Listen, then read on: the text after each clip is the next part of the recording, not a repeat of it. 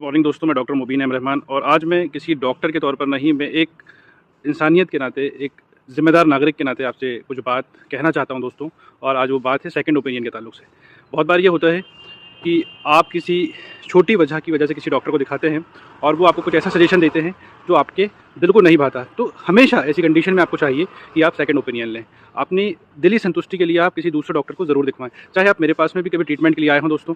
लेकिन अगर आपको ऐसा लगता है कि आप सेटिस्फाई नहीं हैं, तो सेकंड ओपिनियन किसी दूसरे डॉक्टर से लेना, ये कोई डॉक्टर के ऊपर शक नहीं है दोस्तों, ये आपकी एक नैतिक जिम्मेदारी है। कुछ ही समय पहले एक हृदय विदारक घटना हमारे एक बहुत ही ज़्यादा वरिष्ठ 53 ईयर्स की एज में थे न्यूरोसर्जन, नागपुर के वरिष्ठ neurosurgeon doctor Chandrashekhar Pakmude sir, जिनसे यूजुअली मैं न्यूरो के ओपिनियंस लिया करता था। एक बहुत ही स्पोर्ट्स लविंग और बहुत ही healthy personality doctor Chandrashekhar Pakmude sir 3 दिन पहले ही अपना कार्डियक का इवैल्यूएशन करवाए।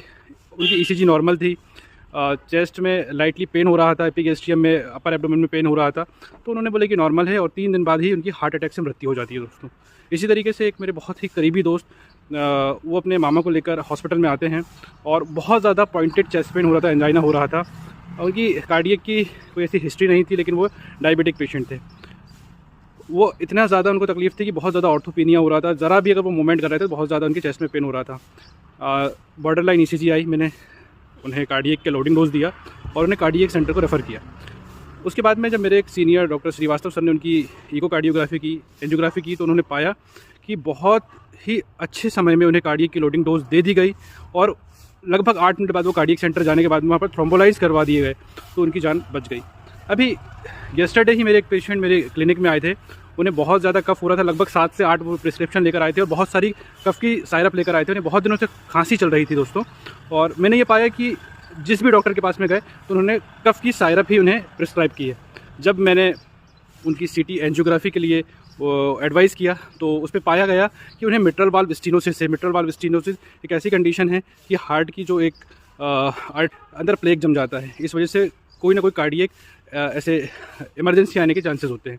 तो उन्हें फिर कार्डियक इवैल्यूएशन के ज़रिए से 3 दिन तक एडमिट करके रखा गया और देन उसको डिस्चार्ज किया गया और वो बहुत ही अभी नॉर्मल लाइफ अपनी जी रहे हैं।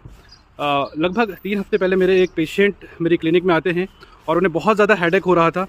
जब उनकी एमआरआई ब्रेन करवाया तो पाया कि वो बहुत समय से, लगभग 7-8 महीने से नेप्रोक्सेन की टैबलेट खा रहे थे, लेकिन हमने पाया कि जब उनकी एमआरआई हुई तो उसमें ब्रेन ट्यूमर था दोस्तों।